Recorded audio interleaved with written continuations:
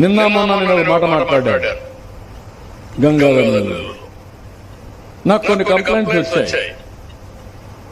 అక్కడ కొంతమంది నాయకులు వైఎస్ఆర్ కాంగ్రెస్ నాయకులతో లాలూచీపడ్డారు.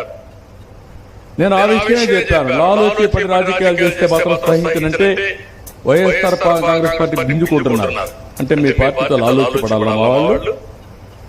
అంటే మీతో లాలూచీపడి ప్రాణాలు పోగొట్టుకున్న కార్యకర్తలకు కాకుండా మీకు పనులు చేయాలని నేను అడుగుతున్నా. అలాంటి లాలూచీపడిన కార్యకర్తలు నేను సహించని చెప్పాను, చెప్తున్నా, చేస్తాను కూడా. చాలా గట్టిగా ఉంటాను. అంటే ఎక్కడైనా చిన్న పని వస్తే వీళ్ళు లాలూచీపడి డబ్బులతో, కుల పిచ్చితోనో లేదంటే ఇంకో దాంతోనో వాళ్ళకి పనులు చేసేస్తే నిజమైన కార్యకర్త ఏమవుతాడు, లేదంటే ఆయన మనోభావాలు ఏమవుతాయి? ఈ విషయం మనం గుర్తుపెట్టుకోవాల్సిన అవసరం ఉంది. అందుకే ఆ మాట చెప్పారు.